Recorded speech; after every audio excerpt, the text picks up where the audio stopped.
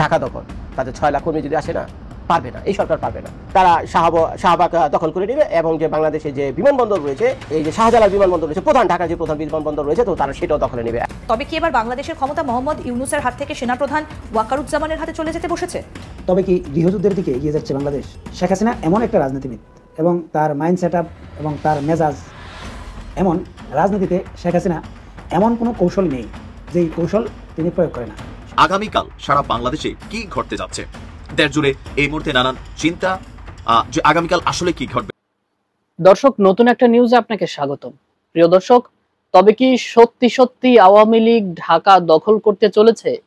দর্শক মন্ডলী, একজন বিশ্লেষক বলছেন যে আওয়ামী লীগের যদি 6 লাখ নেতাকর্মী ঢাকার বুকে দাঁড়ায় তাহলে এই সরকার কিচ্ছু করতে পারবে না এবং আওয়ামী লীগ শাহবাগ মোড় দখল করবে এবং আন্তর্জাতিক বিমানবন্দর, যেটা আমরা শাহজালাল বিমানবন্দর বলে চিনি, সেটাকে দখল করে নেবে। প্রিয় দর্শক, আদতে আসলে কি করতে চলেছে আওয়ামী লীগ সেটা আপনারা আজকের এই ভিডিওটি সম্পূর্ণ দেখলেই জানতে পারবেন। এছাড়াও জানতে পারবেন যে আওয়ামী লীগ কি সত্যি সত্যি 6 লাখ নেতাকর্মী নিয়ে মাঠে নামার প্রস্তুতি নিচ্ছে কিনা। প্রিয় দর্শক, এরই সাথে আরেকজন বিশ্লেষক বলছেন বাংলাদেশে বর্তমান যে অবস্থা বিরাজ করছে তাতে শীঘ্রই গৃহযুদ্ধের দিকে চলে যাচ্ছে।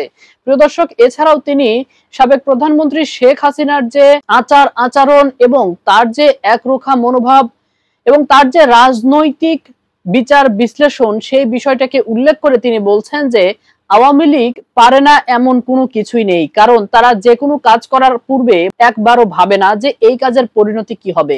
তাই আওয়ামী লীগের সভানেত্রী সাবেক প্রধানমন্ত্রী শেখ হাসিনা যে কোনো কিছু করে ফেলতে পারে যে কোনো মুহূর্তে। প্রিয় দর্শক, এছাড়াও ভিডিওর শুরুতে যে অংশ বিশেষগুলো দেখেছেন তার বিস্তারিত আলোচনা থাকছে আজকের ভিডিওতে। দর্শক মন্ডলী, আমি আর এই বিষয় নিয়ে বেশি কথা বাড়াবো না, চলুন দেখে আসবো আজকে সেই কাঙ্ক্ষিত ভিডিওগুলো। তবে তার আগে বলবো, যারা এখনো চ্যানেলটি সাবস্ক্রাইব করেননি অবশ্যই চ্যানেলটি সাবস্ক্রাইব করে পাশে থাকা বেল আইকনটি ক্লিক করে দিন। আর যারা ইতিমধ্যেই চ্যানেলটি সাবস্ক্রাইব করে রেখেছেন তাদেরকে অসংখ্য ধন্যবাদ। তো চলুন দর্শক, ভিডিওটিতে একটি লাইক দিয়ে আমরা ধারাবাহিকভাবে সবগুলো ভিডিওর আলোচনা দেখে আসি।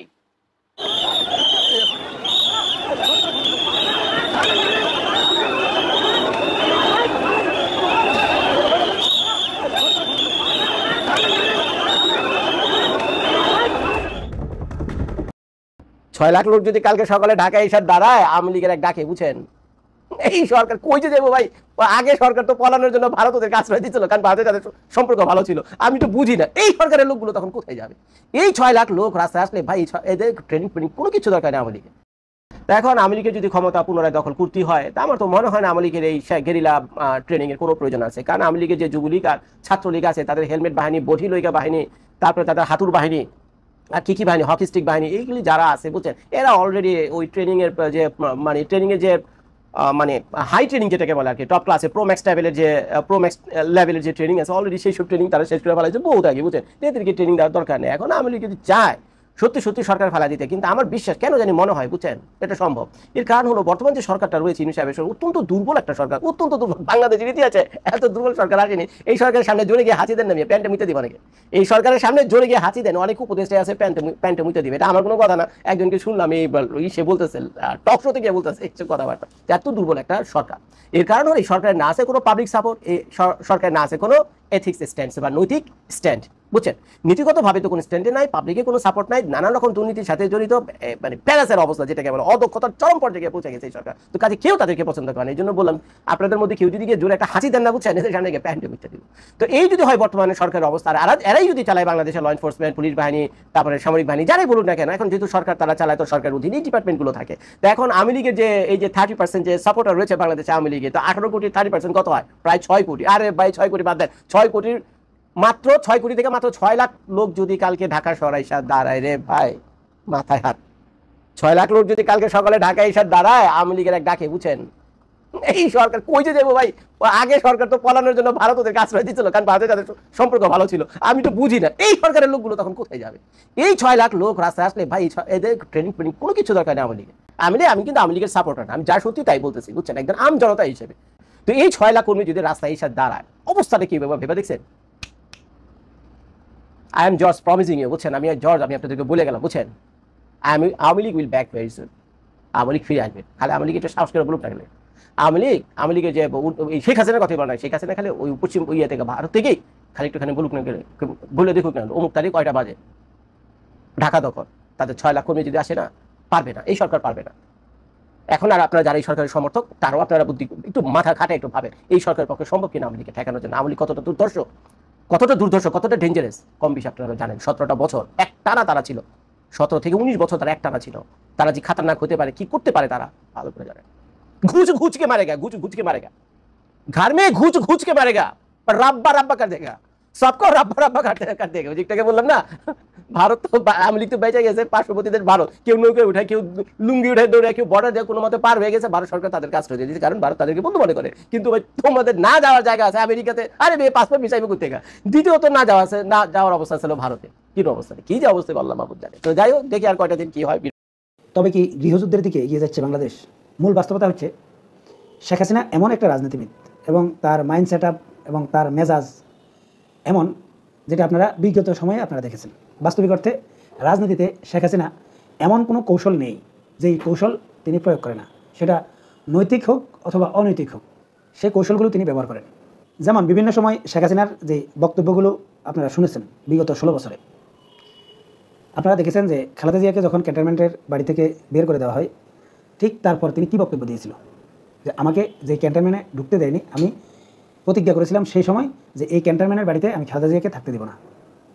মানে শেখ হাসিনা এমন একটা ব্যক্তি, সে যখন কথা বলে বা বক্তব্য দেয়, এই বক্তব্যের এগেনিস্টে তার বিরুদ্ধে কী রিয়াকশান হতে পারে বা এটা মানুষ কী মনে করতে পারে, এটার কোনো চিন্তাধারা শেখ হাসিনা কখনো করেনি।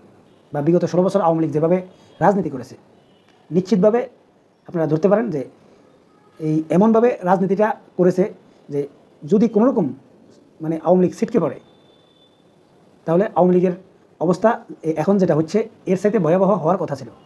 মানে সম্পূর্ণরূপে রিস্ক নিয়ে যে রাজনীতি করা, এটা কিন্তু শেখ হাসিনা সবসময় করে এসেছে এবং যে কয়দিন বেঁচে আছে আমার মনে হয় ততদিন পর্যন্ত সে সেটাই করবে, এতে কোনো সন্দেহ নেই।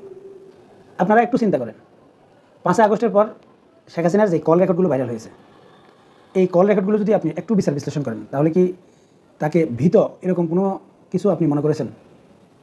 এবং তার এই যে বক্তব্যগুলো, এই বক্তব্যগুলো কতটা আগ্রাসী ছিল সেটা একটু চিন্তা করেন তো। যে তিনি কি বলেছিলেন, তার বিরুদ্ধে যে কয়টা মামলা হয়েছে, এই কয়টা মানুষকে খুনের লাইসেন্স তিনি পেয়ে গেছেন। মানে এই অবস্থায় একটা দলের প্রধান এই জাতীয় বক্তব্য দেওয়া, এটা কি কখনো স্বাভাবিক রাজনীতির মধ্যে পড়ে? বা কোনো স্বাভাবিক রাজনীতিবিদ এই জাতীয় বক্তব্য দিতে পারে?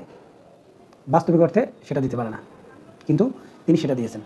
এরপর আসেন গোপালগঞ্জে যে ঘটনাটা ঘটলো, এই ঘটনার পরে আপনারা শুনেছেন যে একজন থানার ওসিকে আওয়ামী লীগের যে কোনো এক নেতা ফোন দিয়ে কি বলেছিল, যে আমি বঙ্গবন্ধুর গেরিলা বাহিনীর প্রধান বলছি, এবং একেবারে হুমকি দিয়ে কথাটা বলেছে।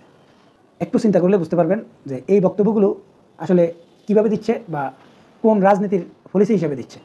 মানে আমি প্রথমে যেটা বলেছিলাম যে শেখ হাসিনা সম্পূর্ণরূপে একটা উগ্র মেজাজি, বলতে পারেন সে কখন কি করবে, কি করতে যাচ্ছে, এটা মনে হয় আগে থেকে কখনো কোনো পরিকল্পনা থাকে না। মানে যা ইচ্ছা তাই করার মতো সাহস সে সবসময় দেখায়। এবার আসি মূল আলোচনায়। বিগত সময়ে জামাত কিন্তু আওয়ামী লীগের মতো প্রায় অঘোষিত নিষিদ্ধ ছিল, কিন্তু জামাত ভিতরে তাদের রাজনৈতিক কার্যক্রম পরিচালনা করেছে এবং তাদের দাওয়াতি কাজ পরিচালনা করেছে। যেহেতু জামাত ইসলামিক দল, তাই তাদের যে কার্যক্রমগুলো রয়েছে সব কিছু তারা ইসলামের মানদণ্ডে করার প্রয়োজন ছিল এবং সেটাই করেছে। কিন্তু আওয়ামী লীগ কিন্তু ইসলামিক দল না যে সব কিছু কোরআন এবং সুন্নাহ অনুযায়ী করবে। এমনকি শেখ হাসিনার রাজনীতির যে চিন্তাধারা, এতক্ষণ ধরে আমি আপনাদেরকে যেটা বললাম যে সে কি করছে, এই কর্মের পর তার কি হবে, এটার চিন্তা সে কখনো করেনি। মানে সে যদি কারো উপর প্রতিশোধ নিতে চায়, এটা বাস্তবায়ন করতে যা যা কিছু দরকার সব কিছু করবে। এখন একটু চিন্তা করেন, এই যে সংবাদটা প্রচার হলো যে একজন সেনাবাহিনীর কর্মকর্তা প্রশিক্ষণ দিচ্ছে আওয়ামী লীগকে এবং এই প্রশিক্ষণের মাধ্যমে তারা গেরিলা আক্রমণ করবে, মানে গেরিলা যুদ্ধ পরিচালনা করবে। এখন অনেকেই বলতে পারেন বাস্তবে কি তারা সেটা পারবে? ভাই, বাস্তবে হয়তো তারা সরাসরি বাংলাদেশের সেনাবাহিনী বা পুলিশ বাহিনীর সাথে যুদ্ধে লিপ্ত হবে না, কিন্তু গুপ্ত যেই কর্মকাণ্ডগুলো এগুলো তারা করবে, এটা প্রায় নিশ্চিত। এবং এটাই হচ্ছে বাংলাদেশের ভয়ের কারণ। আর এই কারণে আমি সবসময় বলে এসেছি যে কোনো রাজনৈতিক দলকে নিষিদ্ধ করে দিয়ে দেশকে স্থিতিশীল পরিবেশে রাখা যায় না। বাংলাদেশের ভাগ্য আসলে কোন দিকে যাচ্ছে? রাজনৈতিক দলগুলোর বাইরে ডক্টর মোহাম্মদ ইউনূসের উপর যখন এই জাতি আস্থা রেখেছিল, এনসিপি নামক রাজনৈতিক দলটার উপর যখন জাতি আস্থা রেখেছিল, সমন্বয়ক শব্দগুলো যখন ফেরেশতার সাথে সমতুল্য ছিল, সেই শব্দগুলো, সেই দলগুলো, সেই ব্যক্তিগুলো হাতে গোনা দুইজন ক্যারেক্টার বাদ দিলে হাসনাত আব্দুল্লাহ এবং তাসনিম যারা, বাকি যারাই আছেন হয়তো নিজে নয়তো তার সাথে চাঙ্গাপাঙ্গা, চেলা চেমুঙ্গা বিভিন্নভাবে বিতর্কিত হয়ে গেছেন। এখন এই দলটার উপর মানুষের আস্থা কতটুকু, বা এই ডক্টর মোহাম্মদ ইউনূসের কিংস পার্টির প্রতি আস্থা কতটুকু, বা ডক্টর মোহাম্মদ ইউনূসের প্রতি আস্থা কতটুকু, তবে আস্থাকে ফিরিয়ে আনার জন্য সর্বোচ্চ চেষ্টা করছে এনসিপি। আগামীকাল সারা বাংলাদেশে কি ঘটতে যাচ্ছে, দেশ জুড়ে এই মুহূর্তে নানান চিন্তা যে আগামীকাল আসলে কি ঘটবে, কারণ একটা মূলা ঝুলিয়েছে এনসিপি। আমি মূলা বললাম এই কারণেই, এই যাবৎকালীন এদের যতগুলো পদক্ষেপ, এদের যতগুলো কার্যক্রম, সবগুলো জিনিসই দিন শেষে ট্র্যাক হারিয়ে ফেলেছে। হয়তো তেমন কিছুই দেখবো নাকি আসলে পরিবর্তনের জন্য আসলেই কিছু আসতে যাচ্ছে। দর্শক, আগামীকালকে বাংলাদেশের জন্য একটি ঐতিহাসিক দিন হতে যাচ্ছে বলে জানিয়েছে জাতীয় নাগরিক পার্টি এনসিপি। আমরা ঐতিহাসিক দিন যেই কটা দেখি, যে 7ই মার্চ এটা একটা ঐতিহাসিক দিন, অথবা 25শে ডিসেম্বর, 16ই ডিসেম্বর, 25শে মার্চ, এরকম বিভিন্ন জাতীয় ঐতিহাসিক দিন আছে। নতুন কি দিন আসতে যাচ্ছে, আগামীকাল কি ঘটবে, বলা হচ্ছে বাংলাদেশের জন্য নতুন কিছু আসতে যাচ্ছে। নিজেদের ফেসবুক পেজে এনসিপির এক বার্তা জানানো হয়েছে, বিপুল আগ্রহ এবং জনসমাগমের মাধ্যমে এনসিপি তার মাসব্যাপী দেশ গড়তে জুলাই পদযাত্রা কর্মসূচি সম্পন্ন করেছে। বিগত জুলাই মাস জুড়ে এই বাংলাদেশের অসংখ্য জনপদে, গ্রামে গঞ্জে, শহরে নগরে এনসিপি গিয়েছিল। শ্রমিক, কৃষক, দিনমজুর, গৃহিণী সহ এদেশের বিভিন্ন পেশাজীবী মানুষের সঙ্গে দেখা করেছে। সেখানে এনসিপির নেতারা প্রতিশ্রুতি দিয়েছিল, পদযাত্রা শেষে জনগণের এই কথাগুলো তারা তুলে ধরবেন, ঘোষণা করবেন নতুন বাংলাদেশের প্রতিশ্রুতি। তার মানে আগামীকালকে বেশ কিছু প্রতিশ্রুতি আমরা দেখতে পাবো, যেটা রাজনৈতিক দলগুলো সবসময় বলে থাকেন, কথা দিলাম তো, কথা আসলে কতটুকু পালন করবেন সেটা জরুরি না। বলা হয়েছে যে 2024 সালের 3রা আগস্ট একটা ঐতিহাসিক মুহূর্ত ছিল। কেন? সেখানে এক দফা ঘোষণা করা হয়েছিল। তো আগামীকালকে 3রা আগস্ট, তো সেই ঐতিহাসিক ক্ষণকে আপনার নতুন নির্দেশনা আবারও একটা আনতে যাচ্ছে এনসিপি। সেখানে তুলে ধরবেন এদেশের মানুষের চাওয়া পাওয়া, আগামীর বাংলাদেশ বিনির্মাণে এনসিপির প্রতিশ্রুতি, এবং ঘোষণা করবেন জুলাই ঘোষণাপত্র এবং সনদ বাস্তবায়নের দাবিতে পরবর্তী কর্মসূচি। 64 জেলা থেকে এনসিপির নেতাকর্মীরা আগামীকালকে ঢাকায় আপনার উপস্থিত থাকার জন্য আহ্বান জানানো হয়েছে। উপজেলার সমন্বয় কমিটিকে নিজ নিজ অঞ্চল তত্ত্বাবধায়কের সঙ্গে সমন্বয় করে এই ঐতিহাসিক প্রোগ্রামটিকে সফলভাবে বাস্তবায়ন করার নির্দেশনা দিয়েছেন। এখন প্রশ্ন হচ্ছে, আগামীকালকে উপস্থিতির পরিমাণ কি থাকবে? অতীতের মতন সরকারিভাবে কি তাদেরকে গাড়ি ঘোড়া সহযোগিতা করা হবে, অথবা এই মুহূর্তে সমন্বয়ক নামক অধিকাংশ চাঁদাবাজরা যেভাবে প্রকাশ্যে গোপনে বিভিন্ন জায়গা থেকে চাঁদাবাজি করছেন, এই প্রোগ্রামের জন্য আগামীকালকে বা আজকে থেকে নতুন করে আবার কি স্থানীয় ব্যবসায়ীদেরকে চাঁদা দিতে হবে? টাকা কোথায় পাবে? এই দলটার আয়ের উৎস কি? নানান প্রশ্ন তৈরি হয়েছে।